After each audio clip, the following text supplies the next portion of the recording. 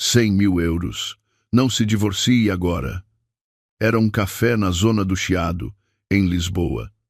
Um homem desconhecido colocou uma pasta executiva preta sobre a mesa e abriu o fecho metálico com um clique. A pasta estava cheia de notas de 50 euros. Fiquei sem fôlego.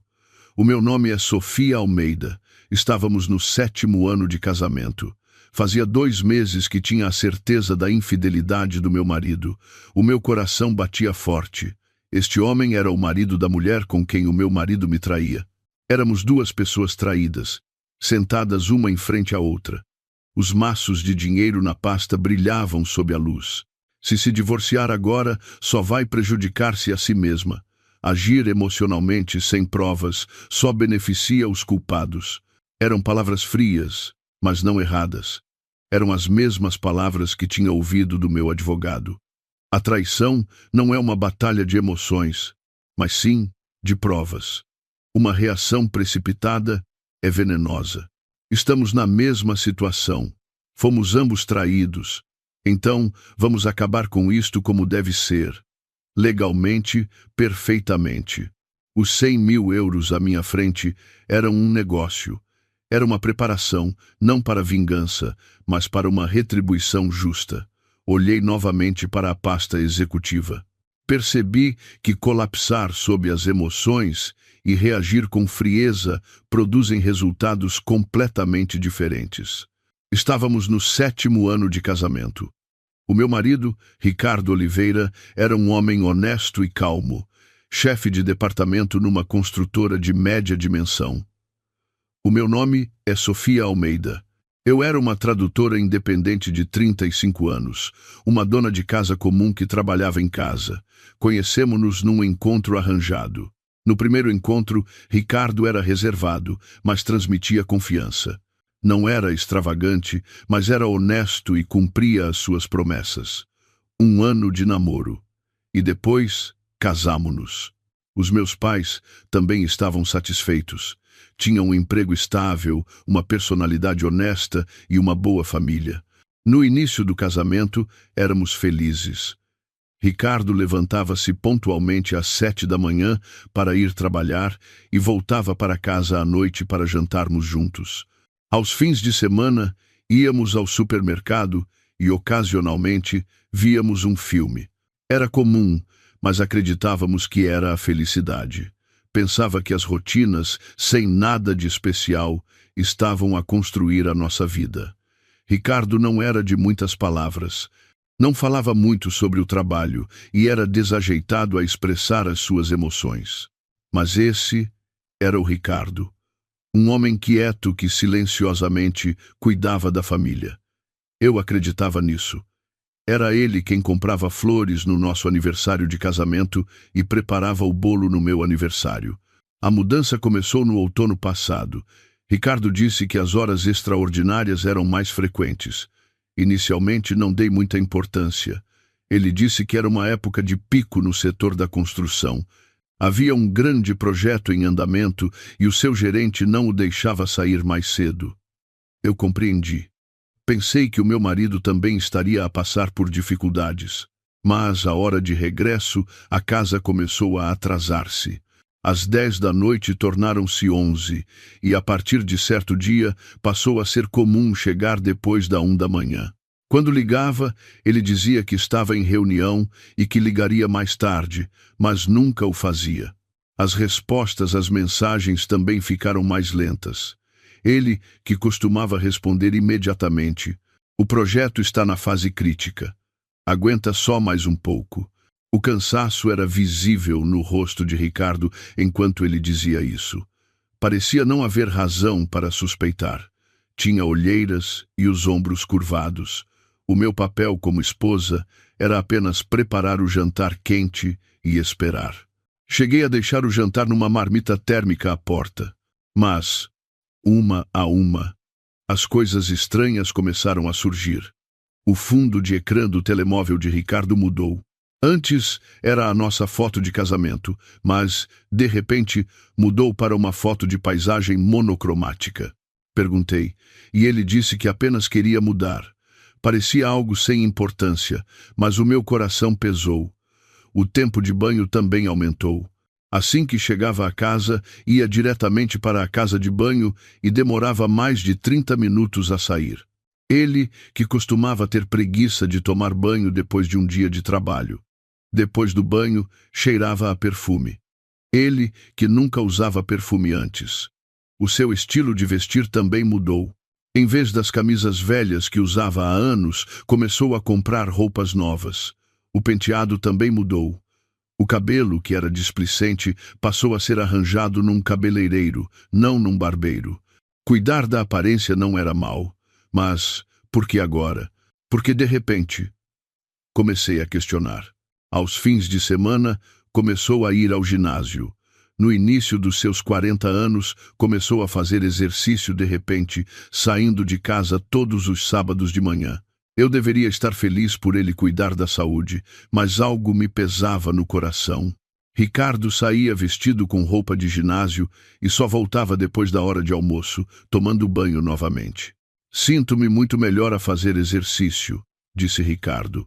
Mas o seu rosto estava radiante de vitalidade. Era diferente do rosto exausto do trabalho. Parecia haver outra razão.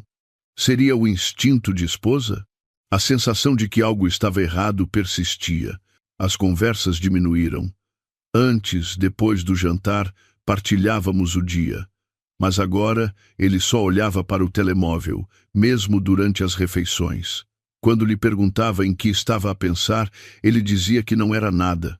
Sentia-me sozinha, mesmo estando juntos. Parecia ter se erguido um muro invisível entre nós. O momento decisivo foi há um mês. Nesse dia, Ricardo saiu de casa, dizendo que ia trabalhar até tarde. Eu fui jantar com a minha amiga Joana, num restaurante perto da Avenida da Liberdade. Joana era uma colega da universidade que eu encontrava ocasionalmente, mesmo depois de casada. Sentámo-nos e conversamos sobre várias coisas enquanto jantávamos. O meu coração parou. Ricardo não estava sozinho. Estava sentado em frente a uma mulher. Uma mulher de cabelo comprido e casaco cor de vinho. Ricardo estava a sorrir. Um sorriso que eu não via há muito tempo, tão relaxado e feliz. As minhas pernas ficaram moles. Joana segurou o meu braço. Eu queria entrar e confrontá-lo, mas não conseguia mover os pés. Nesse momento, Ricardo pegou na mão da mulher. Sobre a mesa, naturalmente, como se o tivessem feito inúmeras vezes. Sofia, acalma-te. Vamos sair daqui. Joana puxou-me para uma ruela. Eu não conseguia respirar direito. Era o meu marido, com quem eu tinha vivido durante 7 anos. O homem que eu acreditava ser normal e honesto, mas, agora, estava sentado de mãos dadas com outra mulher. Voltei para casa. A sala de estar vazia era estranha. Sentei-me no sofá, atordoada, a deixar o tempo passar. Ricardo voltou depois da 1 da manhã. O meu coração saltou ao ouvir a porta da frente a abrir-se. Estava em conflito sobre se devia cumprimentá-lo normalmente ou se devia confrontá-lo imediatamente. Ainda acordada? Devias ter ido dormir mais cedo, Ricardo disse, com uma expressão inalterada. Era o rosto de um mentiroso. O mesmo homem que estava de mãos dadas com outra mulher horas antes, agora estava calmamente à minha frente. Mordi o lábio. Tinha de evitar falar precipitadamente. O trabalho tem sido muito duro? Perguntei, o mais calmamente possível. Ricardo acenou com a cabeça e entrou na casa de banho. Ouvi o barulho do duche. Eu fiquei sentada no sofá. Senti as lágrimas a chegarem, mas contive-as. Eu não podia chorar. Era a hora de ser fria. A partir do dia seguinte, comecei a observá-lo. Registrei o horário de entrada e saída de Ricardo, os seus movimentos ao fim de semana e os padrões de uso do telemóvel, 1 a 1. Nos dias em que ele dizia que ia trabalhar até tarde, verifiquei o parque de estacionamento da empresa. O carro de Ricardo não estava lá. Verifiquei secretamente o seu cartão de adesão ao ginásio, mas só tinha um registro de entrada, o dia em que se inscreveu. Tive a certeza. O meu marido estava a trair-me. Mas só ter a certeza não era suficiente. Precisava de provas. provas claras e legalmente admissíveis. Mas eu não sabia como obtê-las. Queria mexer no telemóvel todas as noites, mas resisti. Ricardo tinha-o trancado com uma senha e levava-o consigo até para a casa de banho. Uma pessoa tão cautelosa não deixaria provas. Eu passei o tempo impotente. Foi a primeira vez que soube o quão doloroso era saber e ter de fingir que não sabia. Passou-se uma semana. Ricardo continuava a sair de casa com a desculpa de trabalho e ginásio, e eu ficava sozinha na casa vazia. Eu não podia contar aos meus amigos. Sentia vergonha e, acima de tudo, não podia espalhar boatos sem provas concretas. Naquela noite, deitada na cama, olhei para o teto. Ricardo dormia pacificamente ao meu lado. O rosto do mentiroso era sereno. Fechei os punhos. Não podia confrontá-lo precipitadamente. Uma explosão emocional só me desfavoreceria. Eu decidi confirmar os factos com frieza e rigor. Eu precisava de descobrir se ele realmente estava a trair-me, quem era a mulher e quão profunda era a relação. Só assim conseguiria reagir devidamente. O casamento continuava, mas uma ruptura irreparável já existia entre nós. Depois de ver Ricardo e a mulher no café, voltei para casa e não consegui dormir direito. Quando fechava os olhos, a cena voltava. As duas mãos dadas sobre a mesa, o sorriso relaxado de Ricardo, tudo era vívido. A partir do dia seguinte, comecei a observação a sério. Registrei o horário de entrada e saída de Ricardo e verifiquei os seus movimentos ao fim de semana. Nos dias em que ele dizia que ia trabalhar até tarde, fui até ao parque de estacionamento da empresa. O carro de Ricardo não estava lá. Era uma mentira. Também verifiquei secretamente o cartão de adesão ao ginásio, mas o registro de entrada real era apenas uma vez, no dia da inscrição. Eu tinha a certeza, mas não tinha provas. Ricardo era minucioso. O telemóvel estava trancado com uma autenticação biométrica e ele levava-o até para a casa de banho. Verifiquei os extratos do cartão de crédito, mas não havia transações suspeitas.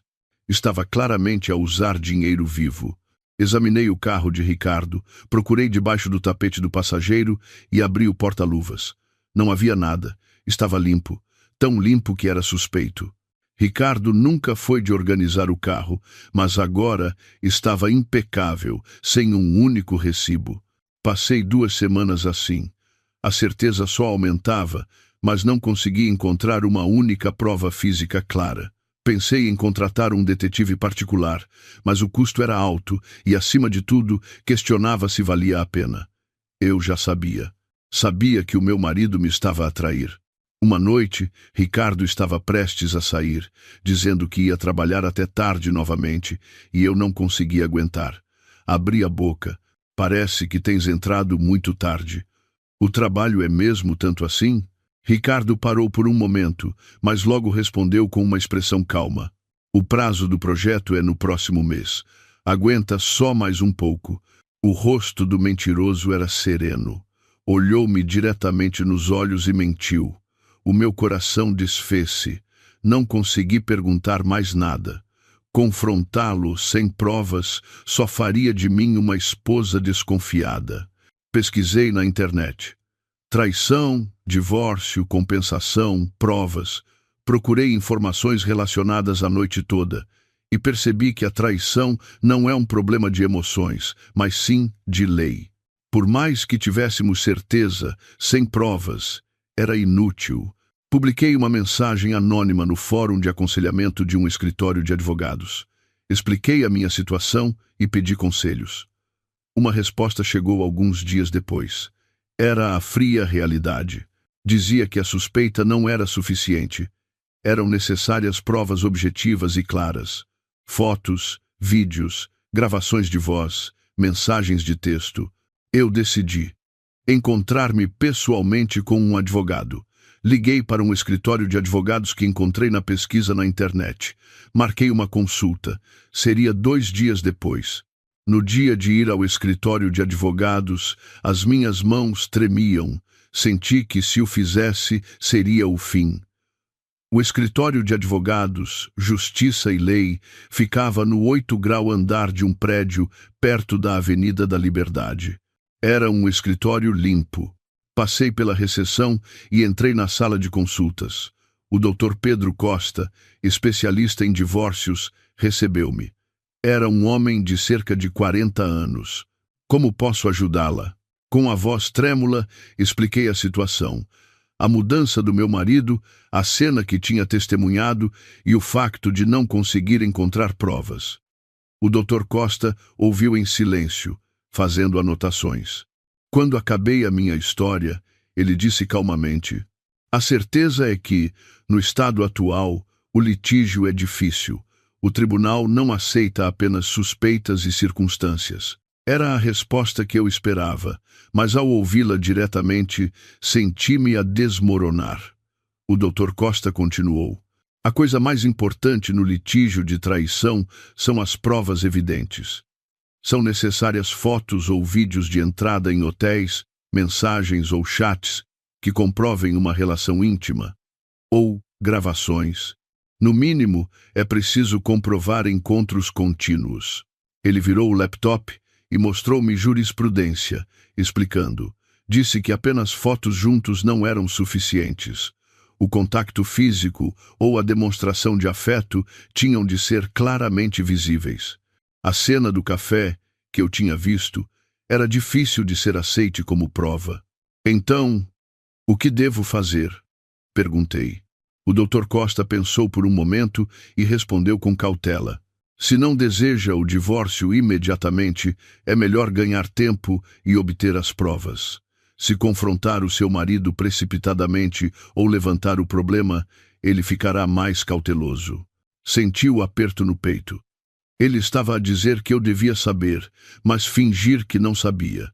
Que eu devia agir como uma esposa normal até conseguir as provas. Eu conseguiria aguentar? Dormindo na mesma cama todas as noites com um mentiroso? E se eu me divorciar?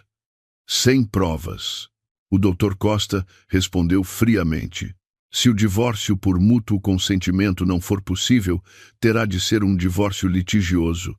Mas sem provas, é difícil comprovar a ruptura do casamento. A partilha de bens será 50/50 e será difícil obter uma compensação. No pior dos casos, pode até ser desfavorável para si, como se tivesse sido a senhora a exigir unilateralmente o divórcio." Foi um choque. Ricardo era o traidor, mas eu poderia ser desfavorecida. A lei movia-se por provas, não por emoções. Não importava o quanto o meu coração estivesse a doer, o quão traída eu me sentia. A consulta durou cerca de 1 hora. O Dr. Costa explicou os métodos de recolha de provas, o procedimento de contratação de um detetive e o processo de litígio. No final, entregou-me um cartão de visita e disse: "Quando tiver as provas, ligue-me. Começaremos o processo a sério nessa altura." Saí do escritório. Vi o meu reflexo no espelho do elevador. Estava abatida. Não podia acreditar que tinha mudado tanto em poucas semanas. Desci a entrada e saí. O vento frio roçou-me o rosto. No caminho para casa, a minha cabeça estava confusa. Eu tinha decidido divorciar-me, mas não podia agir, porque não tinha provas. Eu queria confrontar Ricardo imediatamente, mas tinha de me conter. Caso contrário, eu seria prejudicada. Saber e provar são questões completamente diferentes. Cheguei a casa. Sentei-me sozinha na sala vazia. Apenas o tic-tac do relógio de parede era audível. Olhei para a parede onde estava a nossa foto de casamento. Éramos nós, a sorrir há 7 anos. Naquela época, éramos felizes. Ou melhor, acreditava que éramos felizes. As lágrimas vieram. O que eu tinha contido desabou. Chorei alto. Chorei sozinha na casa vazia. Quanto tempo chorei. Quando as lágrimas pararam, o céu estava escuro. Ricardo chegou tarde naquele dia também. Passava da 1 da manhã. Eu estava deitada no quarto. Ouvi o som da porta da frente a abrir-se, o som dele a tirar os sapatos na entrada e o som dele a entrar na casa de banho. Ouvi o barulho do duche. 30 minutos depois, Ricardo entrou na cama. Fechei os olhos. Fingi que estava a dormir. Ouvi a respiração de Ricardo. Uma respiração calma. O mentiroso dormia pacificamente. Eu passei a noite acordada, a olhar para o teto. No dia seguinte, a rotina continuou. De manhã, ajudei Ricardo a preparar-se para o trabalho e à noite, jantei sozinha. Ricardo continuava a chegar tarde, dizendo que ia trabalhar até tarde. Aos fins de semana saía dizendo que ia fazer exercício. Tudo era mentira, mas eu não podia dizer nada. Recebi um telefonema da minha amiga Joana. Ela disse que estava preocupada comigo, pois não tínhamos falado desde aquele dia. Ela sugeriu que nos encontrássemos, mas eu recusei. Eu não tinha disposição para encontrar ninguém agora. Sofia, estás a ter dificuldades por causa daquele incidente? Joana perguntou com cautela. Eu não consegui responder. A minha garganta apertou-se. Joana suspirou e disse: Não passes por isso sozinha. Liga-me quando quiseres. Está bem? Agradeci e desliguei. Mas eu não podia contar a ninguém. Sentia vergonha e, acima de tudo, não podia espalhar boatos sem provas. Era uma dor que eu tinha de suportar sozinha. Todas as noites, eu não conseguia dormir. Sentia-me sufocada quando Ricardo estava deitado ao meu lado. Era doloroso estar no mesmo espaço, mas eu não podia demonstrá-lo. Eu tinha de agir como uma esposa normal. Sorria quando era preciso sorrir e respondia quando era preciso responder. Eu perdi peso, não tinha apetite, o que eu comia parecia areia. Quando olhava para o espelho, as minhas olheiras estavam profundas. Ricardo não notou nada, ou melhor, fingia que não notava. Talvez não se importasse. Passou-se um mês assim. Eu tinha a certeza, mas não tinha provas. Queria divorciar-me, mas não podia agir. A lei não estava do meu lado.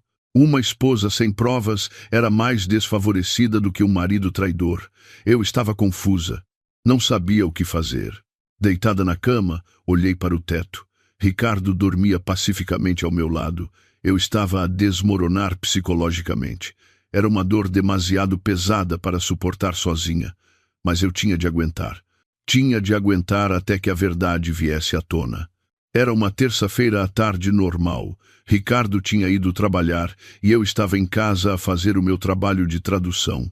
A campainha tocou. Pensei que seria uma entrega e verifiquei o intercomunicador. Mas era um homem desconhecido. Um homem, de fato, com cerca de 40 anos. Quem é? Perguntei. O homem olhou diretamente para a câmara do intercomunicador e respondeu com uma voz calma. É a Sra. Sofia Almeida, certo? Gostaria de falar consigo um momento. É sobre o Sr. Ricardo Oliveira. O meu coração parou. Sobre Ricardo? Seria um colega da empresa ou um credor? Todos os tipos de pensamentos me vieram à cabeça, mas eu não tive escolha senão abrir a porta. Abri a porta da frente e saí. O homem entregou-me um cartão de visita. Estava escrito Tiago Ferreira, diretor na Construções Nova. Ele tinha uma aparência cuidada, mas o seu olhar era penetrante. Parecia alguém que tinha vindo determinado. Gostaria de tomar um café? Temos algo para conversar, disse Tiago. Era uma atmosfera que eu não podia recusar. Fomos para um café sossegado nas proximidades. Sentámo-nos um em frente ao outro, perto da janela. Tiago bebeu um gole de café e começou a falar. A minha esposa está a encontrar-se com o seu marido. Foi um golpe direto. Fiquei sem fôlego. Eu esperava, mas ao ouvir isso diretamente, a realidade atingiu-me. As minhas hands tremiam. Tiago continuou. O nome da minha esposa é Catarina Santos. Tem 29 anos e trabalha numa agência de publicidade. Começou a encontrar-se com o seu marido em outubro do ano passado. Ele tirou um envelope de documentos da pasta. Colocou-o na mesa. Com as mãos trêmulas, abriu o envelope. Eram fotografias. Fotos de Ricardo e uma mulher jovem juntos. Fotos tiradas em cafés, restaurantes, à frente de cinemas e no parque de estacionamento de hotéis. A mulher era a mesma que eu tinha visto naquele dia. A mulher de cabelo comprido e casaco cor de vinho. Ricardo nas fotos estava a sorrir. Um sorriso feliz que eu não via há muito tempo.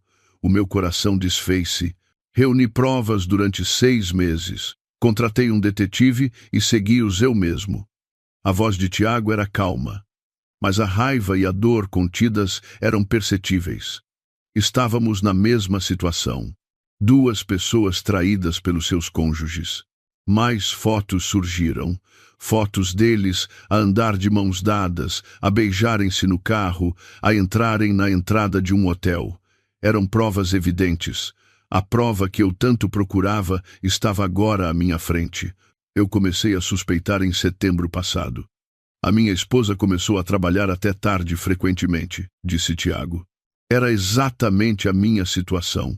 Ele, tal como eu, tinha notado a mudança, suspeitado e tentado confirmar. Devido à natureza do trabalho na agência de publicidade, ela costumava ter muitas horas extras, mas algo estava diferente. O horário de regresso à casa era irregular e ela saía frequentemente ao fim de semana. Tiago continuou a sua história. O facto de o ecrã do telemóvel da esposa ter mudado, o estilo de vestir ter se alterado e ela ter começado a usar perfume, eram tudo coisas que eu tinha experimentado. Tive a certeza e contratei um detetive. Após um mês de vigilância, descobri que a minha esposa se estava a encontrar com alguém regularmente. Era o seu marido. Ele folheou as fotos, explicando. 15 de outubro, restaurante perto da Avenida da Liberdade. 22 de outubro, Parque Eduardo VII. 3 de novembro, cinema no Bairro Alto. 17 de novembro, hotel na Zona das Amoreiras. As datas e os locais estavam detalhadamente registrados. Não era um encontro casual. Eles encontravam-se regularmente e mantinham a relação. Tiago disse. Eu não conseguia dizer nada. O facto de ver as fotos era sufocante. Eu não conseguia acreditar que o meu marido estava a ter uma relação tão íntima com outra mulher. A mais recente foi há uma semana. Estiveram 4 horas juntos num hotel na Zona das Amoreiras. Era a última foto. Os 2 carros estacionados lado a lado no parque de estacionamento do hotel e as suas costas a entrarem no hotel. Era uma prova irrefutável. Por que é que me está a mostrar isto? Consegui finalmente perguntar. Tiago bebeu mais um gole de café e respondeu. Estamos na mesma situação. Fomos ambos traídos. Pensei que a senhora também tinha o direito de saber. Ele tinha razão. Eu precisava de saber. Eu precisava de saber a verdade, em vez de sofrer apenas com suspeitas. Tiago continuou. O relatório do detetive indica que a relação deles dura há mais de 6 meses. Eles encontraram-se pelo menos 2 a 3 vezes por semana e foram a hotéis mais de 5 vezes. Números concretos surgiram. Era a fria realidade. Números que mostravam há quanto tempo tínhamos sido enganados. Inicialmente, eu só queria confrontar a minha esposa. Mas mudei de ideias. Isto é um problema de 2 pessoas. A expressão de Tiago endureceu. A raiva era perceptível, mas ele estava a conter lá. Não era emocional. Pelo contrário, era frio. O seu marido também é responsável. Ele encontrou-se com outra mulher sendo casado.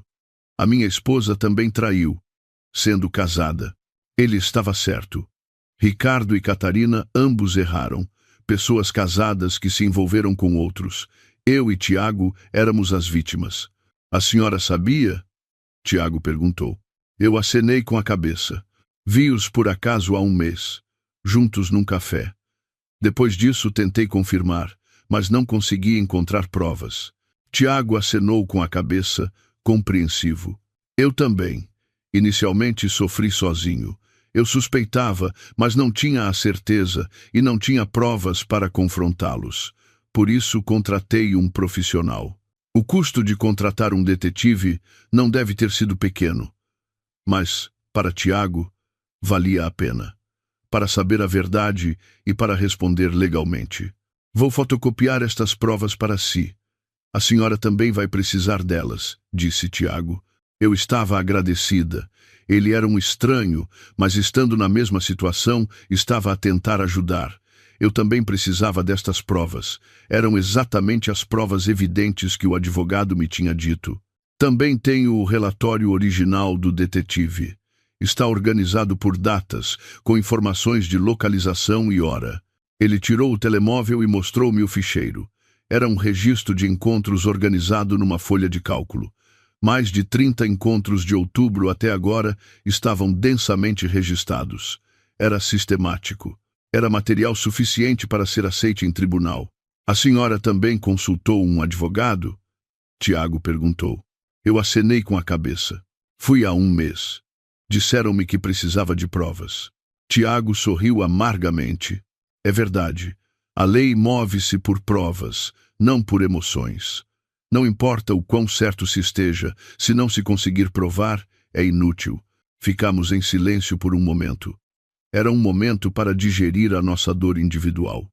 Criou-se uma empatia que só as pessoas a passar pela mesma dor conseguiam entender.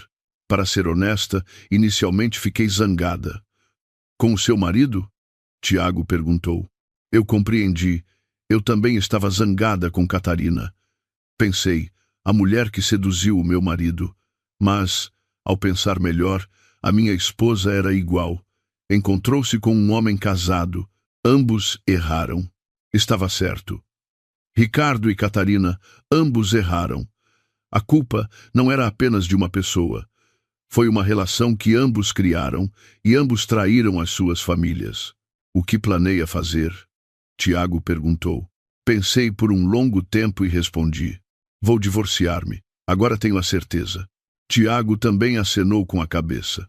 Eu também. Já consultei o meu advogado e estou a preparar o litígio.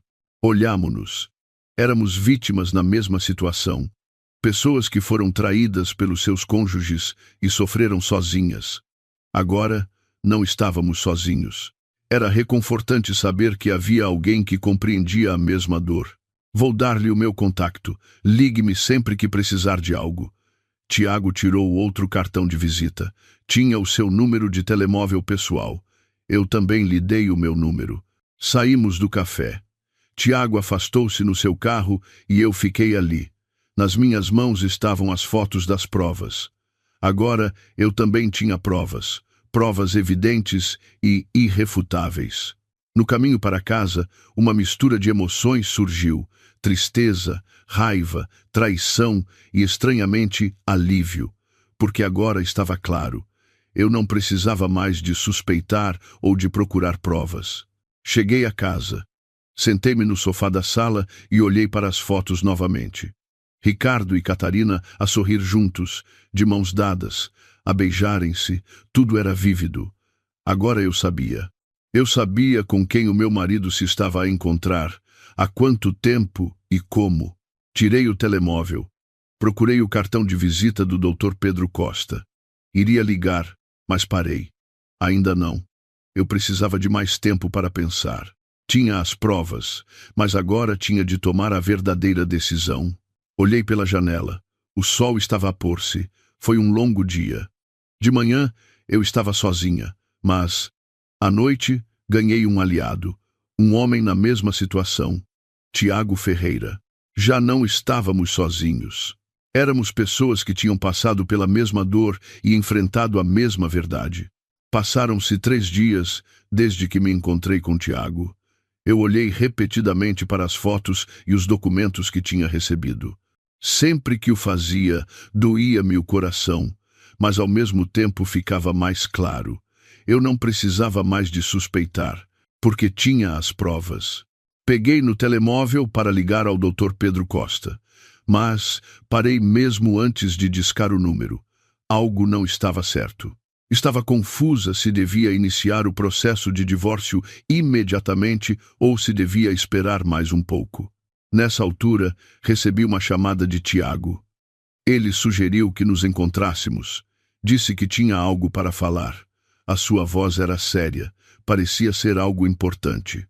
Combinamos encontrar-nos no mesmo café. Tiago chegou antes de mim. Estava sentado perto da janela, a beber café. Ele acenou para eu me sentar quando me aproximei. Sentei-me. Tiago hesitou por um momento e depois começou a falar. Tenho uma proposta. A sua expressão era séria. Eu estava curiosa para saber que proposta era. Tiago tirou algo da pasta. Era uma pasta executiva preta. Colocou-a na mesa e abriu o fecho metálico com um clique. A pasta estava cheia de notas de 50 euros. Fiquei sem fôlego. O meu coração batia forte. Os maços de notas brilhavam sob a luz. Eu não conseguia entender o que era aquilo. 100.000 euros. Não se divorcie agora, disse Tiago. Eu não podia acreditar nos meus ouvidos. 100.000 euros. E para não me divorciar? Eu não percebi. Qual era a intenção dele em dar dinheiro para o divórcio de outra pessoa? O que quer dizer? Perguntei. Tiago começou a explicar calmamente. Se divorciar agora, só vai prejudicar-se a si mesma. Agir emocionalmente, sem provas, só beneficia os culpados. Era semelhante ao que o advogado tinha dito antes. Mas as palavras de Tiago tinham uma intenção mais específica. Vou explicar o meu plano. Eu não vou divorciar-me agora. Vou esperar pelo menos mais 3 meses. Eu estava prestes a perguntar por que esperaria. Mas Tiago explicou primeiro. Estou à espera do momento legalmente mais devastador, para que eles se envolvam mais profundamente e deixem mais provas. Era uma decisão fria. Não era emoção, mas sim estratégia. Tiago não queria vingança, queria responder legalmente de forma perfeita. Se for para litígio agora, eles ficarão surpresos por um momento, mas logo arranjarão desculpas. Dirão que foi um erro, uma emoção temporária. Mas, se esperarmos e acumularmos provas, não haverá desculpas. Era lógico. Fazia sentido. Mas ainda havia algo que eu não entendia. Mas por que é que me está a pedir para não me divorciar? Tiago bebeu um gole de café e respondeu. Se a senhora iniciar o processo de divórcio primeiro, o meu plano será arruinado. O seu marido ficará cauteloso e a minha esposa também saberá. Depois, eles vão destruir as provas e ficar mais cautelosos. Eu entendi. Se eu agisse primeiro, Ricardo ficaria nervoso, e se isso fosse comunicado a Catarina, ambos seriam cautelosos. Isso atrapalharia a recolha de provas de Tiago. Estamos na mesma situação. Fomos ambos traídos. Então, vamos acabar com isto como deve ser. Legalmente, perfeitamente. O olhar de Tiago era penetrante. Não era uma proposta, era um pedido de cooperação. Para nós, vítimas, unirmos forças e respondermos adequadamente. Olhei novamente para a pasta executiva. 100.000 euros. Não era pouco dinheiro. Mas senti repulsa. Parecia um tipo de negócio. Sentia que ele estava a comprar o meu divórcio. Eu não me estou a divorciar por dinheiro, disse eu. Tiago acenou com a cabeça. Eu sei, mas isto é uma compensação, porque a senhora terá de aguentar mais 3 meses. Eu sei que não é fácil. Ele estava certo. Aguentar mais 3 meses não seria fácil. Significava ter de viver na mesma casa com Ricardo e fingir que não sabia. Significava dormir na mesma cama todas as noites com um mentiroso. Para ser honesto, também é difícil para mim. É doloroso fingir que não sei quando vejo a minha esposa todos os dias. Mas eu estou a aguentar. Para acabar com isto como deve ser. A voz de Tiago estava carregada de emoção. Ele também estava a passar por dificuldades. Estava a passar pela mesma dor. Ele estava a aguentar, a recolher provas e a planear. Um divórcio precipitado pode beneficiar os culpados. Se for para litígio agora, a partilha de bens será 50/50 e não receberá muita compensação. Mas, se acumularmos causas evidentes de ruptura matrimonial, será diferente. Ele explicou a parte legal. Ele tinha claramente consultado o seu advogado. Tiago estava preparado. Ele estava a abordar a situação com a razão, não com a emoção. Vamos deixá-los aprofundar a relação. Eles podem viajar juntos, começar a coabitar ou até engravidar. Assim, a possibilidade de desculpas desaparece completamente. Fiquei arrepiada. Era calculista, mas não estava errado. Quanto mais provas, quanto mais clara a relação, mais favorável seria no litígio. Tiago estava a avisar isso. Os 100.000 euros são uma compensação pelo tempo que terá de aguentar, e também um agradecimento pela sua cooperação no meu plano. Ele empurrou a pasta executiva para mim. Estava cheia de maços de notas. Era real. Tiago era sincero. Hesitei.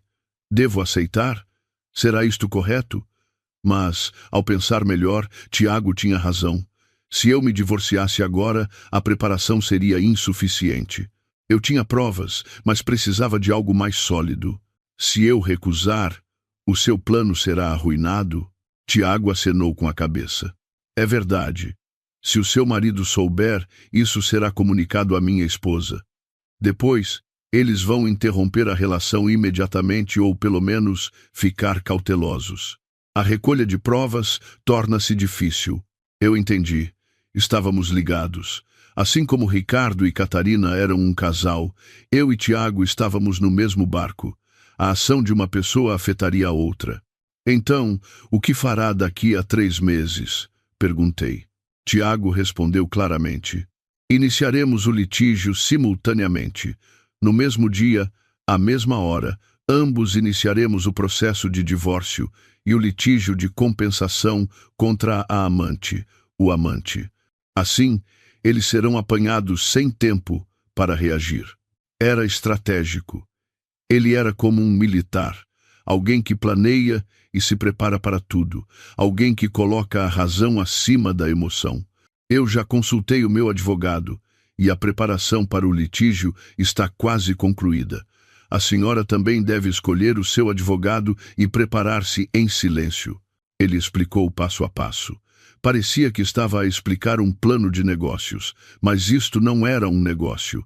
Era a nossa vida, o fim do nosso casamento. Eu estava em conflito. Por um lado, eu queria divorciar-me imediatamente. Eu não queria viver mais um momento com Ricardo, mas, por outro lado, Tiago estava certo. Uma reação precipitada poderia ser desfavorável. E se eu recusar? Tiago pensou por um momento e respondeu honestamente. Eu não posso impedi-la. É a sua decisão. Mas eu peço-lhe, dê-me tempo para me preparar. Pelo menos 1 mês. Era um pedido sincero. Tiago estava a passar por dificuldades tanto quanto eu.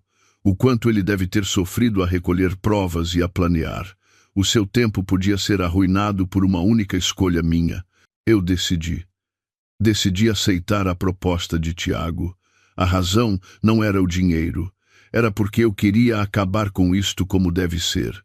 Eu não queria dar a Ricardo a oportunidade de se desculpar. Está bem. Eu espero 3 meses. Um olhar de alívio passou pelo rosto de Tiago. Obrigado. Não se vai arrepender.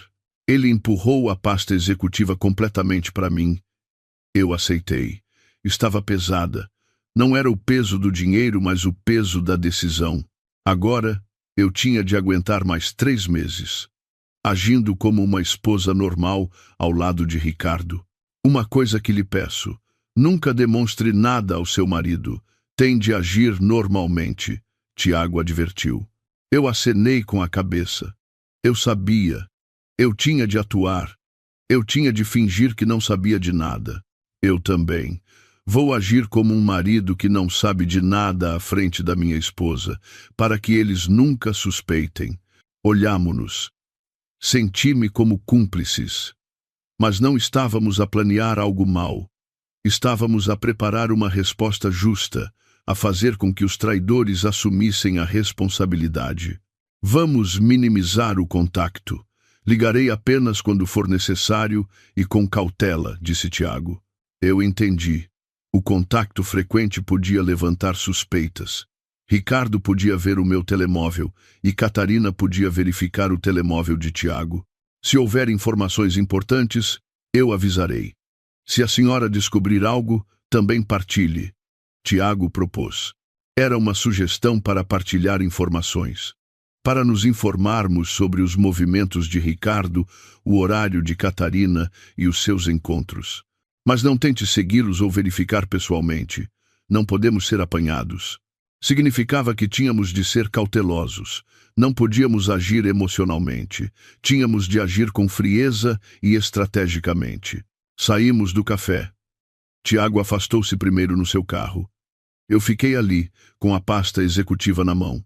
A pasta que continha 100 mil euros. O peso era perceptível. Chamei um táxi. No caminho para casa, olhei pela janela. Parecia que tinha feito um negócio. Parecia que a minha paciência tinha sido comprada por dinheiro. Mas não era uma sensação má. Pelo contrário, sentia que estava mais claro. Agora eu tinha um objetivo: aguentar 3 meses. Durante esse tempo, Ricardo não saberia de nada. Catarina também não. Eles continuariam a encontrar-se e a aprofundar a relação. E, 3 meses depois, nós iniciaríamos o litígio simultaneamente. Ricardo e Catarina só saberiam nessa altura que tinham sido vigiados de forma tão rigorosa. Cheguei a casa. Escondi a pasta executiva no fundo do armário, um lugar onde Ricardo nunca a encontraria. Olhei para o espelho. O meu rosto era estranho. Parecia uma pessoa diferente de há um mês. Eu mudei. Eu não era mais uma esposa ingênua. Agora, eu era alguém com um plano. Alguém com um objetivo. Alguém que se preparava para o dia em que estaria na frente de Ricardo 3 meses depois. A cooperação cautelosa começou. A minha cooperação com Tiago. Passou-se uma semana desde o acordo com Tiago. Eu tive de voltar a ser uma esposa normal. Fingir que não sabia de nada, que não suspeitava de nada. Foi mais difícil do que pensei. Era de manhã. Ricardo estava a preparar-se para o trabalho. Vestia a camisa e atava a gravata, como sempre. Eu preparei o pequeno almoço na mesa de jantar. Pão fresco, café e fruta. Era um pequeno almoço normal. Bom apetite, disse Ricardo. Eu sorri. Tentei dar um sorriso natural. Ricardo não notou nada. Comeu calmamente. Vais trabalhar até tarde hoje? Perguntei, como se estivesse a perguntar normalmente. Ricardo acenou com a cabeça. Sim, o projeto termina na próxima semana. Aguenta só mais um pouco. Era mentira. Eu sabia que o projeto tinha acabado há 1 mês. Eu tinha verificado o website da empresa, mas eu fingi que não sabia. Então, é melhor jantares fora. Queres que te prepare uma marmita? Perguntei gentilmente. Ricardo acenou com a mão, dizendo que não. Não, vou comer perto da empresa. Não te preocupes. Ele jantaria com Catarina, claro. Eu sabia, mas a minha expressão não mudou. Eu acenei com a cabeça e sorri. Ricardo saiu para o trabalho. Ouvi o som da porta da frente a fechar-se. Nesse momento, o meu sorriso desapareceu. Olhei para os pratos que sobraram na mesa. Senti amargura. Esta era a minha rotina. Uma esposa que preparava a comida para um mentiroso. Lavei a louça e limpei a casa. Movi-me normalmente, mas no fundo do meu coração eu continuava a pensar. Onde estaria Ricardo agora? Com quem se estaria a encontrar? O que estaria a dizer? À tarde, recebi uma mensagem de Tiago. Era uma mensagem curta. Hoje à noite, 19 horas, restaurante perto da Avenida da Liberdade. A mensagem continha apenas a informação da localização. Era o local onde Ricardo e Catarina se iriam encontrar. Eu respondi, confirmado. Era só isso. Como Tiago tinha dito, trocamos apenas factos, sem conteúdo emocional. Se alguém visse a nossa conversa, não suspeitaria de nada. A noite chegou.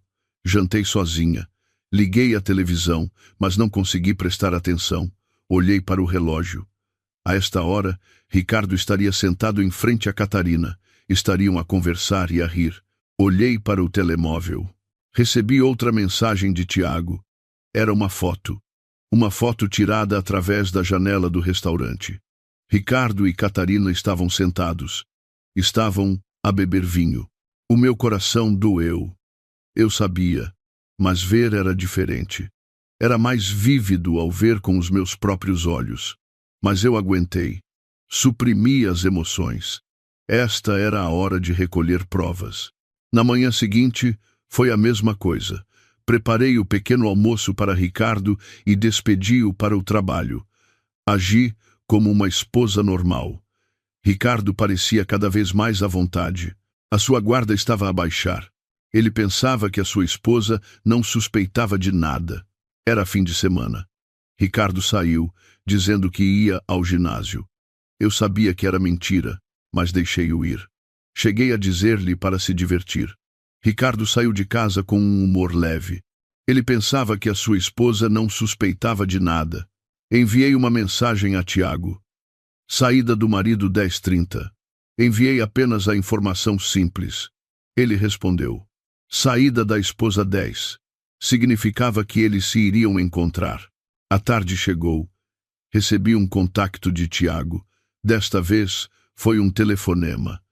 A sua voz era cautelosa. Podemos falar agora? Olhei em volta. Eu estava sozinha em casa. Sim, podemos. Tiago disse. Capturei uma cena importante hoje. Vi-os a entrar num apartamento TUM em Alcântara. Apartamento TUM não era um hotel, mas um apartamento. Dava a sensação de que era uma relação mais planeada e contínua. É possível verificar quem é o locatário? Tiago perguntou. Havia a possibilidade de estar no nome de Ricardo. Eu disse que tentaria verificar. Desliguei e fui ao escritório de Ricardo. Abri a gaveta da secretária. Havia vários documentos. Verifiquei um por um. Extratos bancários, faturas de cartão de crédito, apólices de seguro. Na gaveta de baixo, encontrei o contrato. Era um contrato de arrendamento de um apartamento TUM. Era em Alcântara, Lisboa. O locatário era Ricardo. A data do contrato era 2 meses antes. Tirei fotos com o telemóvel. Tirei uma foto do contrato inteiro. Era a prova. A prova evidente de que Ricardo tinha arrendado um apartamento TUM. Era a prova clara de ruptura matrimonial. Significava que Ricardo tinha arranjado um espaço para se encontrar com a amante. Enviei a foto a Tiago. Ele respondeu imediatamente. Perfeito. Esta será uma prova decisiva. Era a prova evidente de ruptura matrimonial. Significava que Ricardo tinha arranjado um espaço para se encontrar com a amante. A noite chegou. Ricardo voltou. Vestia a roupa de ginásio suada. Era um disfarce. Um disfarce para fingir que tinha ido ao ginásio. Ele entrou para tomar banho. Eu preparei o jantar. Ricardo saiu. O cabelo estava molhado. Sentou-se à mesa de jantar. Como foi o exercício? Perguntei. Como se estivesse a perguntar normalmente. Ricardo respondeu. Foi difícil, mas sinto-me revigorado.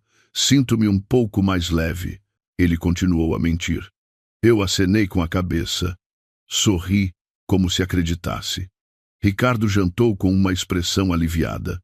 Naquela noite, Ricardo adormeceu rapidamente. Estaria cansado ou estaria à vontade? Porque pensava que a sua esposa não sabia de nada. Eu não consegui dormir. Olhei para Ricardo deitado ao meu lado.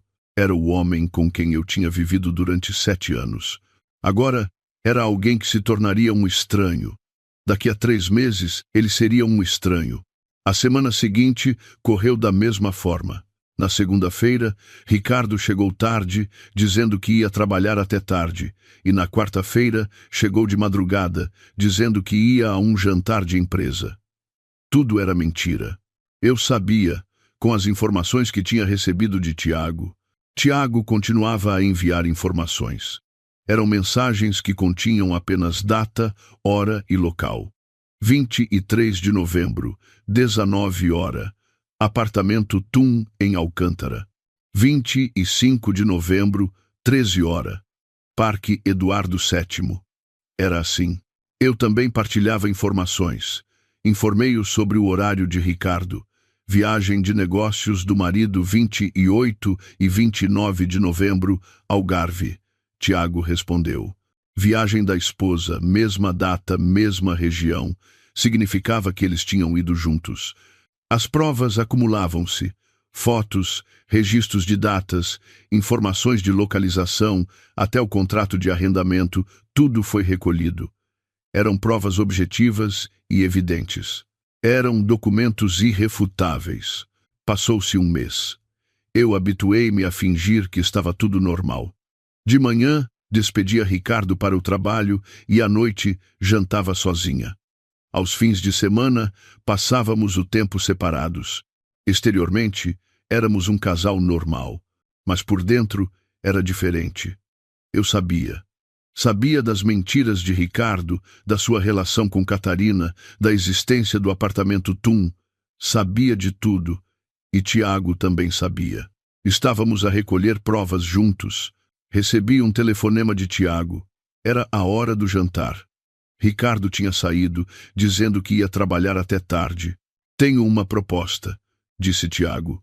Eu estava curiosa. Estou a pensar em instalar um localizador GPS no carro da minha esposa. Assim, posso verificar a localização em tempo real. Perguntei se havia algum problema legal. Tiago disse que tinha consultado o seu advogado. Era possível entre cônjuges. Não é ilegal filmar o cônjuge ou instalar um localizador. Isso significava que eu também podia instalá-lo no carro de Ricardo. Tiago continuou. Podemos verificar os movimentos dos dois em tempo real. Será uma prova mais sólida. Eu concordei. Era necessário. Alguns dias depois, Tiago entregou-me o localizador.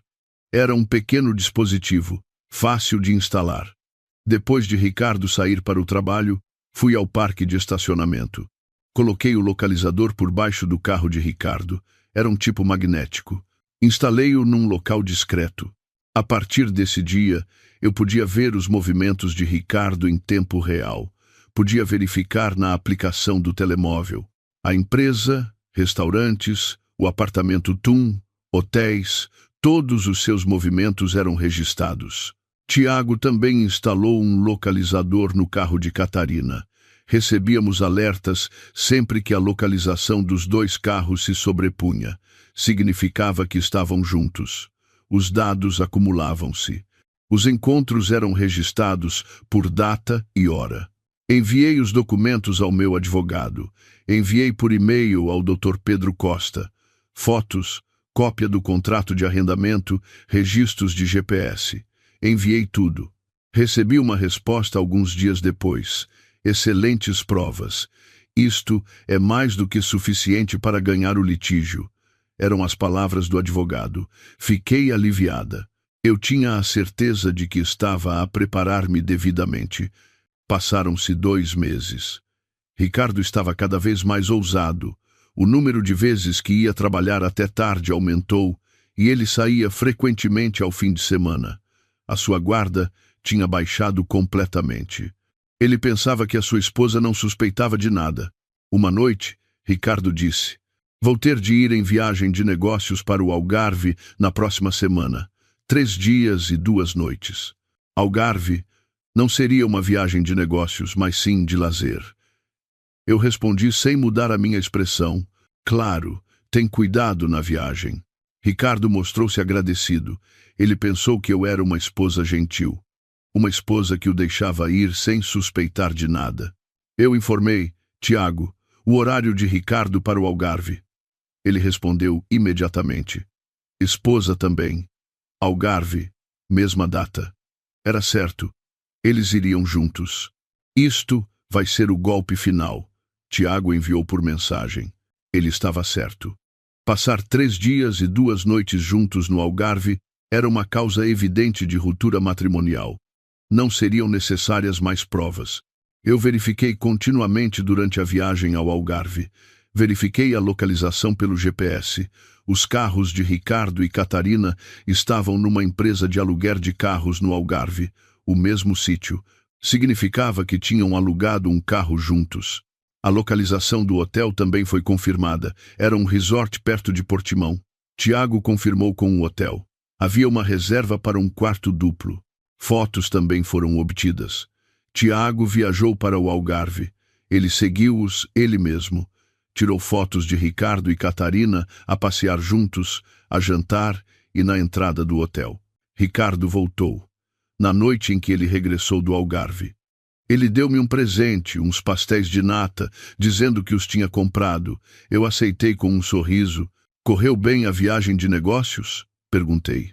Ricardo acenou com a cabeça, dizendo que estava cansado. Foi difícil, tive muitas reuniões. Era mentira. Não foram reuniões, mas sim encontros. Ele deve ter visto o mar com Catarina, comido coisas boas e passado tempo no hotel. Deves estar muito cansado. Vai tomar banho e descansa, falei gentilmente. Ricardo agradeceu e foi para a casa de banho. Ouvi o barulho do duche. Olhei para o telemóvel. Recebi uma mensagem de Tiago. Todas as provas recolhidas. Agora só temos de esperar mais um mês. 2 meses do acordo de 3 meses tinham passado. Agora só precisávamos de aguentar mais um mês. Olhei pela janela. Era noite. As estrelas eram visíveis. Seria o fim de tudo daqui a um mês. Ricardo descobriria que tinha sido vigiado tão rigorosamente, que todas as provas tinham sido recolhidas. A armadilha já tinha sido montada. Uma armadilha da qual Ricardo e Catarina não podiam escapar. Eles pensavam que eram livres, mas na verdade estavam nas nossas mãos, presos no plano que eu e Tiago tínhamos criado. O último mês do acordo de 3 meses começou. As provas acumuladas eram suficientes, mas o momento mais decisivo estava a chegar, porque as ações de Ricardo estavam a mudar. Uma noite, Ricardo começou a falar com cautela. Vou arrendar um apartamento TUM perto da empresa no próximo mês. É muito difícil ir e vir de casa com tantas horas extras. Finalmente. Era o que eu esperava que ele dissesse. Eu já sabia que ele tinha um apartamento TUM em Alcântara. Mas, agora, ele estava a oficializar isso. A arranjar uma desculpa para a esposa. Claro. Se achas que é melhor, faz isso. Respondi calmamente. Ricardo mostrou-se aliviado. Ele ficou feliz por a sua esposa ter concordado facilmente. Ele pensava que eu não suspeitava de nada. Vou ficar lá durante a semana e só voltarei para casa ao fim de semana, disse Ricardo. Era, na verdade, uma declaração de separação. Significava que ele viveria com Catarina durante a semana e só voltaria para casa ao fim de semana. Ele já não tentava esconder. Eu informei Tiago imediatamente. Marido comunicou separação durante a semana. Ele respondeu rapidamente. Agora é que começa. Temos de obter provas de coabitação. Ele estava certo. Arrendar um apartamento TUM e coabitar eram coisas diferentes. Uma semana depois, Ricardo fez as malas, colocou roupas e artigos de higiene numa mala grande. Parecia que ia numa viagem de negócios prolongada. Eu observei. Tens tudo o que precisas? Perguntei. Ricardo acenou com a cabeça. Sim, está tudo bem. Voltarei ao fim de semana, não te preocupes. Fingi que estava preocupada. Até o despedi. Ricardo saiu de casa à vontade, porque a sua esposa não suspeitava de nada. A porta da frente fechou-se. Nesse momento, tirei o telemóvel. Verifiquei o GPS. O carro de Ricardo começou a mover-se, na direção de Alcântara. Como esperado, 30 minutos depois, recebi uma mensagem de Tiago. Carro da esposa na mesma direção. Hora de chegada parecida. Eles iam encontrar-se. Iriam coabitar. Naquela noite, recebi um telefonema de Tiago. A sua voz estava tensa. Confirmei na entrada do apartamento TUM. Eles entraram juntos. Cada um carregava as suas malas. Era o início da coabitação. Agora, Ricardo e Catarina viveriam como um casal, levantando-se juntos de manhã, voltando juntos à noite e dormindo no mesmo espaço. Obtivemos fotos. Tirei fotos deles a entrarem no elevador com as malas, disse Tiago. Era a prova perfeita. Documentos que provavam que eles estavam a viver juntos, não apenas a encontrar-se. Passaram-se alguns dias. Ricardo não voltou para casa durante a semana. Ele só me enviou algumas mensagens. Está tudo bem. O trabalho está ocupado. Eram contactos formais. Verifiquei o GPS. O carro de Ricardo estava no parque de estacionamento do apartamento TUM, em Alcântara, todas as noites. O carro de Catarina também. Os dois carros estavam estacionados lado a lado. Tiago continuou a observar. Ele registrou fotos de ambos a saírem juntos de manhã e a entrarem juntos à noite. As fotos acumulavam-se por datas. 1 semana, 2 semanas, 1 mês passou. Encontrei-me com Tiago 1 mês depois. Encontramo-nos no carro dele, não no café. Era a altura de ser mais cauteloso. Tiago tirou o laptop. Olhe. Este é o registro do último mês. O ecrã mostrava uma folha de cálculo. Eram dados organizados por datas, hora de entrada e saída, locais onde jantaram juntos, hora de entrada e saída do apartamento Tum. Tudo estava registrado. Passaram 27 dos 30 dias juntos.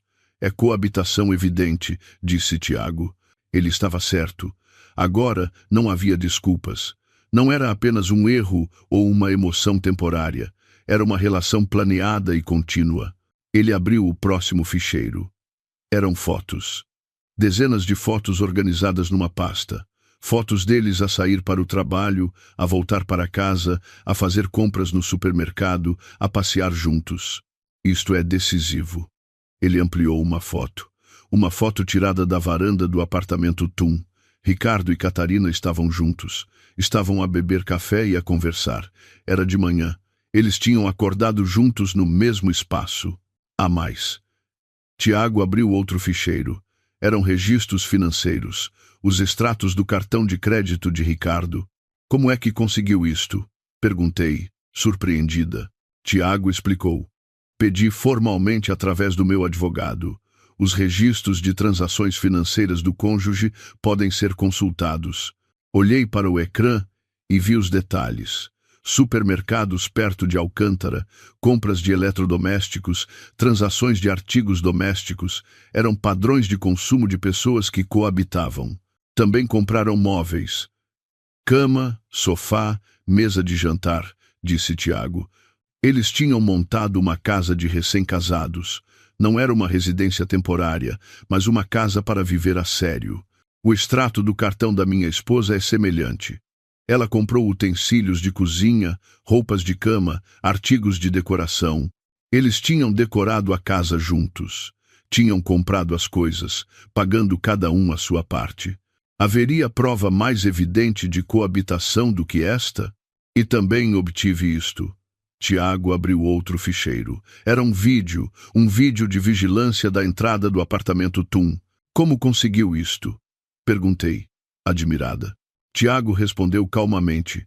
Pedi ao funcionário da administração. Disseram que era necessário um procedimento legal. Então, eles cooperaram. Reproduzi o vídeo. Ricardo e Catarina a saírem do elevador e a passarem pela entrada. Era de manhã. Eles estavam a ir para o trabalho juntos. Era natural. Pareciam um casal que vivia junto há muito tempo. Este vídeo é suficiente. Mas há mais. Tiago continuou a mostrar os documentos. Registro de recepção de encomendas, histórico de pagamento de condomínio, registro de entrada e saída do parque de estacionamento, tudo estava lá. Era sistemático. Ele tinha recolhido provas exaustivamente. Mostrei ao meu advogado. Disseram que, com estas provas, a probabilidade de ganhar é superior a 95%, disse Tiago. Fiquei aliviada. Os 3 meses de espera não foram em vão. Tínhamos obtido provas perfeitas. A compensação também será significativa. Não foi apenas uma traição, mas coabitação, Tiago notou. Ele estava certo. Era uma causa evidente de ruptura matrimonial. Que prova haveria mais segura do que o cônjuge ter vivido com outra pessoa? Não há mais razão para esperar, disse Tiago. Eu concordei. As provas eram suficientes. Fotos, vídeos, registros financeiros, registros de GPS, vídeo de vigilância, tudo estava reunido. Vou iniciar o litígio na próxima semana. A senhora também está preparada? Tiago perguntou. Eu acenei com a cabeça. Estou preparada. Eu esperei 3 meses. Tinha chegado a hora de acabar com isto. É melhor fazermos no mesmo dia. Se as ações judiciais forem enviadas simultaneamente, eles ficarão em pânico. Era uma decisão estratégica. Se apenas um lado iniciasse o litígio primeiro, o outro lado teria tempo para se preparar. Mas, se fosse feito simultaneamente, eles seriam apanhados sem tempo para reagir. Que tal segunda-feira? Tiago propôs. Hoje era quinta-feira. Seria 4 dias depois. Eu concordei. Segunda-feira seria bom. Então, na segunda-feira, às 10 da manhã, faremos o registro das ações judiciais nos respectivos escritórios de advogados, simultaneamente. O plano estava montado. Tiago já tinha tudo preparado com o seu advogado. Eu também tinha terminado a consulta com o Dr. Pedro Costa. Eu tinha revisto o rascunho da ação judicial. O envio da ação judicial demorará alguns dias. Chegará a eles por volta de quarta-feira, Tiago explicou. Na quarta-feira, Ricardo receberia os documentos do tribunal. As 2 ações judiciais, o divórcio e a compensação contra a amante, chegariam juntas. Gostaria de ver a expressão dele nessa altura. Tiago sorriu amargamente. Eu senti o mesmo. Quão surpreso ficaria Ricardo, pelo facto de a sua esposa saber de tudo, pelo facto de ter recolhido provas durante 3 meses. Saí do carro, apertei a mão de Tiago. Vemo-nos na segunda-feira, disse Tiago. Eu acenei com a cabeça. Éramos aliados durante 4 meses, pessoas que passaram pela mesma dor e procuraram o mesmo objetivo. Agora, restava apenas o último passo. Voltei para casa. A casa estava vazia. Ricardo estava no apartamento Tum. Estaria com Catarina. Estariam a jantar, a ver televisão e a dormir juntos. Mas eles não sabiam que tudo estava a ser registrado, que as provas se estavam a acumular, que seriam apresentadas em tribunal em breve. Deitei-me na cama.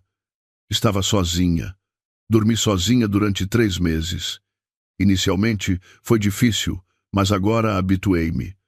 Pelo contrário, era confortável, porque eu não precisava de estar na mesma cama que um mentiroso. Fechei os olhos. Eu ansiava por segunda-feira. Eu iria ao escritório de advogados às 10 da manhã. Eu assinaria a ação judicial e apresentá-la-ia em tribunal. E eu esperaria, pelo dia em que os documentos chegassem a Ricardo. Eles tinham ultrapassado o limite. Ricardo e Catarina tinham ultrapassado o limite que não deviam ultrapassar. Não era apenas encontrarem-se, mas sim coabitar. Agora tinha chegado a hora de pagarem as consequências. Legalmente, perfeitamente. Era segunda-feira de manhã. Levantei-me mais cedo do que o habitual. Hoje era um dia especial. Era o dia de ir ao escritório de advogados, justiça e lei. O dia de assinar a ação judicial e apresentar lá em tribunal. Cheguei ao escritório do Dr. Pedro Costa. Passei pela recepção e entrei na sala de consultas. O Dr. Costa recebeu-me. Está preparada? Perguntou. Eu acenei com a cabeça. Estou preparada. Eu esperei 3 meses. Era a hora de começar. São 2 processos. Divórcio e compensação contra a amante, explicou o Dr. Costa. Os documentos estavam na mesa. Eram as ações judiciais. Estavam cuidadosamente redigidas. A ação de divórcio é contra o seu marido, Ricardo Oliveira, e a ação de compensação é contra a senhora Catarina Santos. Ele folheou os documentos, explicando. Estavam escritos os motivos do litígio, o montante da compensação e os requisitos de partilha de bens. Estava cheio de termos legais, mas o conteúdo era claro. Pedimos 50 mil euros de compensação ao marido e 30 mil euros à amante, e pedimos a partilha de bens de 60/40. Não era o 50/50 normal. Era possível obter mais porque Ricardo era o responsável pela ruptura matrimonial. Assine aqui, por favor. Assinei em vários locais. A minha mão que segurava a caneta tremia. Não era por nervosismo. Era por alívio, por finalmente acabar com isto. Os documentos de prova já foram organizados. Fotos, vídeos, registros de GPS, registros financeiros, tudo foi anexado. O Dr. Costa mostrou-me uma pasta grossa. eram as provas recolhidas durante 3 meses, incluindo os documentos que Tiago tinha dado. É perfeito. Com estas provas, a probabilidade de ganhar é muito alta, disse o Dr. Costa. Ele era confiável. Eu terminei de assinar. Agora, era só apresentar em tribunal. Vamos fazer o registro eletrônico exatamente às 10 da manhã. Na mesma hora, Tiago estaria a assinar a ação judicial no escritório do seu advogado. Chegou às 10 horas. O Dr. Costa sentou-se em frente ao computador. Ele acedeu ao sistema de litígio eletrônico do tribunal. Com alguns cliques, os documentos foram carregados. Apareceu a mensagem "Registro concluído". Foi registrado. Agora, o tribunal irá analisar e enviar a ação judicial. Acabou. Começou. O litígio tinha começado oficialmente. Tanto o divórcio quanto a compensação contra a amante. Saí do escritório. Enviei uma mensagem a Tiago. Registro concluído. Ele respondeu rapidamente. Eu também concluí. Tinha sido feito simultaneamente. Voltei para casa. Estranhamente, estava calma. Uma calma possível porque eu tinha aguentado e suportado durante 3 meses. Agora, a lei iria julgar. A terça-feira passou e a quarta-feira chegou. Recebi um telefonema do Dr. Costa. A ação judicial foi enviada. Chegará amanhã. Amanhã, os documentos do tribunal chegariam a Ricardo. Ricardo, que estava a viver com Catarina sem saber de nada, receberia a ação judicial. Era quinta-feira à tarde. Recebi um telefonema de Ricardo. A sua voz estava em pânico. Olá, onde estás? Estás em casa? Eu disse que estava em casa. Estou a ir para casa agora. Fica em casa. A chamada terminou.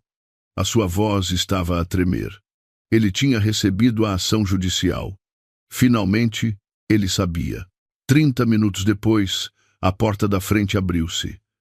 Ricardo entrou. O seu rosto estava pálido. Segurava um envelope do tribunal na mão. Que raio é isto? Ele gritou. Ele era geralmente uma pessoa calma, mas a sua voz estava alta. Estava em pânico. Eu respondi calmamente. É o que estás a ver. É a ação de divórcio. Ricardo parecia não acreditar. Abriu a ação judicial. Começou a ler. O seu rosto ficou cada vez mais tenso. Também iniciei uma ação de compensação contra a Sonoro Catarina Santos, disse eu. Ricardo levantou a cabeça bruscamente. Os olhos arregalaram-se. Como é que? Ele não conseguia terminar a frase.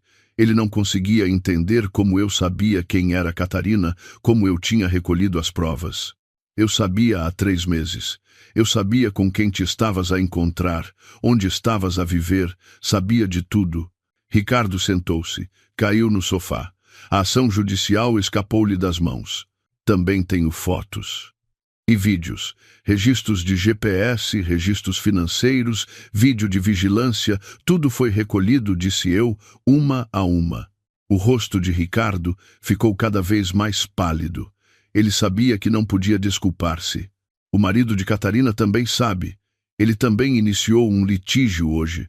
Ricardo levantou-se de repente. Tirou o telemóvel. Parecia que ia ligar para Catarina, mas ela não atendeu.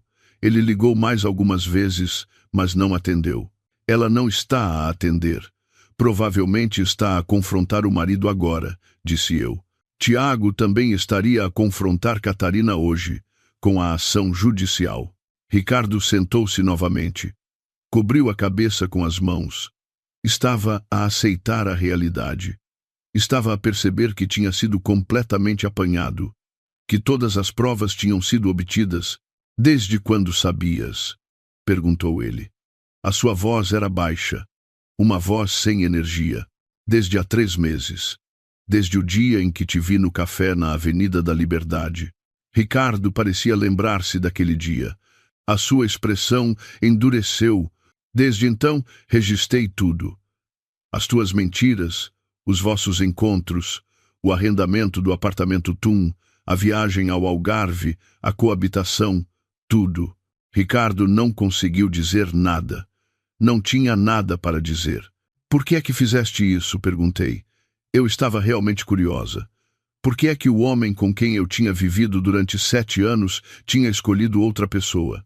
Ricardo ficou em silêncio por um longo tempo e depois começou a falar. Desculpa. Sinto muito. Foi apenas um pedido de desculpas. Ele não disse o motivo, ou não conseguiu dizê-lo, porque não podia ser uma desculpa. O telemóvel dele tocou. Era Catarina. Ricardo atendeu. Sim, sou eu. Tu também recebeste? Sim, eu também acabei de receber. O que vamos fazer? Ele falou com uma voz de pânico. Catarina também tinha recebido a ação judicial. Ambos estavam na mesma situação. Ele desligou. Ricardo sentou-se com uma expressão atordoada. Catarina também foi processada para divórcio. O marido dela sabia de tudo. Tiago também confrontou Catarina na mesma hora. Tinha sido conforme o planeado. Naquela noite, Ricardo não voltou para o apartamento Tum. Ficou em casa. Passou a noite no sofá da sala, não no quarto. Não parecia ter dormido. No dia seguinte, recebi um contacto de Tiago. Ele sugeriu que nos encontrássemos. Encontramo-nos no café. Ontem encontrei-me com a minha esposa, disse Tiago. A sua expressão era complexa. Inicialmente, ela negou. Mas quando lhe mostrei as provas, não teve nada a dizer. Catarina também ficou chocada, tal como Ricardo, pelo facto de o seu marido saber de tudo. Ela ligou para o seu marido, perguntou o que fazer. Ricardo e Catarina tinham falado ao telefone. Tiago continuou. Agora, eles vão começar a passar a responsabilidade um para o outro. Perguntei o que queria dizer. A minha esposa culpou o seu marido. Disse que ele a seduziu primeiro e que ela tentou recusar, mas ele continuou a insistir. Fiquei incrédula. Dizer uma coisa dessas depois de coabitar durante 3 meses. E o seu marido? O que disse? Tiago perguntou. Ricardo também foi semelhante. Desculpou-se, dizendo que Catarina era mais agressiva e que ele tentou recusar. Eles vão passar a responsabilidade um para o outro. Vão afirmar que são vítimas, disse Tiago. Eu sorri. Um sorriso triste. Pessoas que se diziam amar e viver juntas, agora atacavam-se. Passou-se mais um mês. O acordo não foi alcançado. Nem Ricardo nem Catarina assumiram a responsabilidade. O jeito era ir para litígio. A data da primeira audiência foi marcada. Seria dia 15 do próximo mês. O divórcio e a compensação contra a amante seriam tratados em conjunto. Ricardo tinha ficado em casa durante esse tempo. Não voltou para o apartamento Tum. Parecia que o contato com Catarina tinha diminuído. Quando o perigo chegou, o amor desapareceu. Sempre que nos encontrávamos na sala, Ricardo baixava a cabeça. Ele nem sequer pedia desculpa. Não tinha nada para dizer. Restava-lhe apenas a culpa e o arrependimento. Recebi um contacto de Tiago. A minha esposa saiu do apartamento Tum, foi para a casa dos pais. Catarina também se desmoronou. O apartamento Tum, que era o ninho do casal, estava agora vazio. E o seu marido? Tiago perguntou. Está em casa, mas não fala. É como se vivêssemos separados. A relação já tinha acabado. Restavam apenas os procedimentos legais. Era noite. Deitada na cama, olhei para o teto. O litígio tinha começado. 2 famílias desmoronavam-se simultaneamente. Ricardo e Catarina disseram que se amavam, mas agora atacavam-se. Era amargo ver os culpados a desmoronar-se. Não senti prazer de vingança, apenas senti alívio por ter acabado. Agora, a lei iria julgar. Quem tinha errado, quem tinha de assumir a responsabilidade. O julgamento foi realizado em 3 sessões. Cada vez que me sentava em tribunal, sentia-me estranha. Não podia acreditar que estava sentada em frente ao homem com quem tinha vivido durante 7 anos, como requerente e requerido. Na primeira audiência, o advogado de Ricardo tentou negar as provas. Alegou que as fotos eram um problema de ângulo e que o registro de GPS era uma coincidência. Mas o doutor Costa apresentou o vídeo de vigilância e ele não teve mais nada a dizer. Era evidente. A cena de ambos a entrarem e a saírem do apartamento Tum juntos. Na segunda audiência, Catarina compareceu como testemunha, por causa da ação de compensação contra a amante. Ela testemunhou com a voz trêmula. Disse que Ricardo a abordou primeiro e que ela também era uma vítima. Mas quando o advogado de Tiago mostrou o contrato de arrendamento do apartamento Tum, ela não conseguiu dizer nada. O facto de terem alugado juntos foi revelado. Na terceira audiência, o juiz disse: as provas são evidentes, a responsabilidade do requerido pela ruptura matrimonial é reconhecida. Era um julgamento frio. Um julgamento baseado em factos, não em emoções. Ricardo estava com a cabeça baixa, estava a falar com o seu advogado. A sentença saiu um mês depois. Foi enviada pelo tribunal. O Dr. Costa verificou primeiro e ligou-me. Ganhamos. Foi quase totalmente aceite de acordo com as nossas exigências. Eu receberia 45 mil euros de compensação de Ricardo e 25 mil euros de Catarina, um total de 70 mil euros. Era menos do que o que eu pedi, mas era uma quantia suficiente. A partilha de bens foi decidida como 60/40. O apartamento, as poupanças e os bens em nome de Ricardo ficaram 60% para mim. Era o julgamento do tribunal de que Ricardo era o responsável pela ruptura matrimonial. Também recebi contacto de Tiago. O meu também foi semelhante. Compensação de 60 mil euros, partilha de bens de 60/40.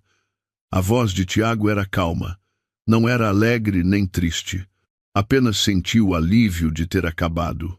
Fez um ótimo trabalho, disse Tiago. Eu disse o mesmo. Aguentamos juntos durante 4 meses. Éramos aliados que tinham procurado o mesmo objetivo. Agora era a hora de cada um seguir o seu caminho. Passou-se uma semana após a sentença. Ricardo saiu de casa, fez as malas e foi-se embora. Eu não perguntei para onde ia. Eu também não queria saber. Ele já era um estranho. Desculpa, disse Ricardo, pouco antes de sair. Eu acenei com a cabeça. Não era para o perdoar. Era apenas uma confirmação de que tinha acabado. A porta da frente fechou-se. 7 anos de casamento terminaram assim. Fiquei sozinha na casa vazia. Estranhamente, senti-me leve. Senti-me como se tivesse largado um fardo pesado. O processo de partilha de bens avançou. O apartamento ficou no meu nome. As poupanças também foram divididas. A compensação também foi depositada. Um total de 70 mil euros, mais os 100 mil euros que Tiago me tinha dado, era uma quantia considerável. Ouvi notícias de Ricardo. Disseram que ele se demitiu da empresa. O facto da traição ter sido revelado durante o litígio fez com que a sua posição na empresa se tornasse difícil. Ele perdeu o seu status social. Catarina também. Ouvi de Tiago. Ela demitiu-se da agência de publicidade. Os colegas souberam e tornou-se difícil trabalhar. Ricardo e Catarina perderam tudo. Bens, confiança, status social, tudo ao mesmo tempo. O julgamento da lei foi frio. Os culpados tinham de pagar o preço, mas eu não senti que tinha vingança. Ver o desmoronamento deles não me deu prazer. Apenas pensei que tinha recebido um resultado justo. Um dia, liguei para a minha mãe. Eu não lhe tinha contado sobre o divórcio. Não queria que ela se preocupasse, mas agora era a hora de lhe contar. Mãe, eu divorciei-me. O silêncio reinou no telefone. A minha mãe perguntou depois de um longo tempo. Quando? Eu disse que tinha sido na semana passada. A minha mãe suspirou. Deves ter tido dificuldades. Estás bem? Eu disse que estava. Estava realmente bem. Eu disse que me sentia aliviada. A minha mãe disse para eu ir para casa, para eu descansar um pouco. Fui para a casa dos meus pais no fim de semana. Há muito tempo que não ia. Quando abri a porta da frente, a minha mãe saiu. Ela recebeu-me calorosamente. O meu pai também estava na sala. Deves ter tido muitas dificuldades, disse o meu pai. Eu acenei com a cabeça. Disse que tinha sido difícil, mas que aguentei. O meu pai disse que eu tinha feito bem, que eu tinha reagido devidamente. Comi a comida que a minha mãe preparou. Estava deliciosa. Parecia a primeira refeição decente em muito tempo. Era diferente de comer sozinha. Podes ficar aqui por enquanto. Pensa nas coisas com calma e decide, disse a minha mãe. Eu estava agradecida. Percebi o quão reconfortante era ter a família. Passei uma semana em casa dos meus pais. Senti que o cansaço acumulado tinha desaparecido. Passei o tempo a conversar sobre várias coisas com os meus pais. Pensei no que faria a seguir, como viveria. Recebi o último contacto de Tiago. Quer tomar um café? Encontramo-nos. Desta vez, a atmosfera era descontraída. O litígio tinha acabado. Tiago parecia muito diferente. A sua expressão estava mais leve. Estou a procurar um novo emprego. Vou recomeçar, disse Tiago. Eu disse que era uma boa decisão. Tiago, tal como eu, estava a preparar-se para um novo começo. Tu também. Cuida-te. Desejo-te tudo de bom daqui para a frente, disse Tiago. Agradeci. Agradeci-lhe por termos aguentado juntos durante 4 meses. Sem Tiago, eu não teria conseguido acabar com isto de forma tão perfeita. Despedimo-nos. Provavelmente não nos encontraríamos novamente. Cada um voltaria para a sua vida. Mas Tiago era uma pessoa importante na minha vida. Um aliado que aguentou comigo o período mais difícil. Voltei para casa. Era a minha casa. Não havia vestígios de Ricardo. Eu tinha arrumado tudo de novo. Até mudei alguns móveis. Para um novo começo. Sentei-me na sala e olhei pela janela. A primavera estava a chegar. Os rebentos estavam a aparecer nas árvores. Assim como as estações mudavam, a minha vida também estava a mudar. Eu retomei o meu trabalho de tradução.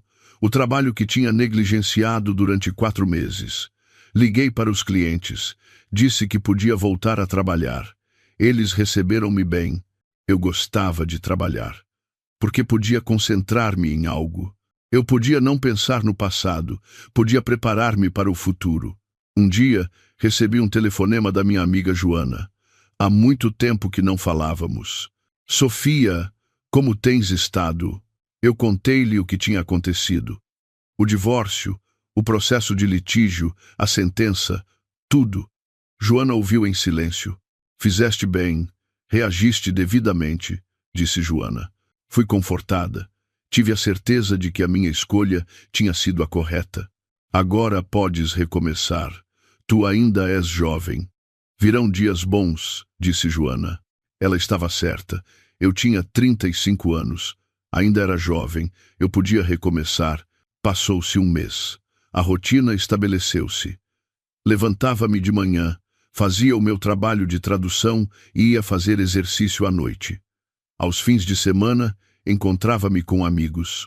Era uma rotina normal. Ocasionalmente, pensava em Ricardo. Mas não me arrependia. Eu pensava que tinha sido a escolha certa, que tinha sido correto não tolerar o erro e manter a minha dignidade.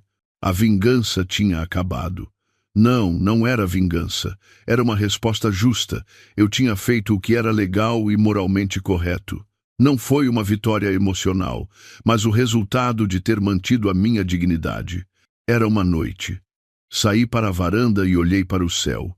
As estrelas eram visíveis. Era uma noite clara. O vento soprava. Era refrescante. Eu percebi que o divórcio não era o fim, mas sim o começo. Que não era desmoronar, mas sim reerguer-se. 7 anos não desapareceram, mas uma nova vida tinha começado. Eu não me arrependia. Escolher Ricardo e decidir divorciar-me. Tudo foi a minha escolha. Em vez de me arrepender, decidi olhar para a frente. Decidi não me prender ao passado. Era um novo começo. Viver novamente com o nome Sofia Almeida. Viver por mim, não como a esposa de alguém. Eu fiz planos. Expandir o meu trabalho de tradução e explorar novas áreas. Eu queria viajar. Queria ir a sítios onde nunca tinha ido sozinha. Naquela noite, deitei-me na cama. Estava sozinha. Mas eu não estava solitária.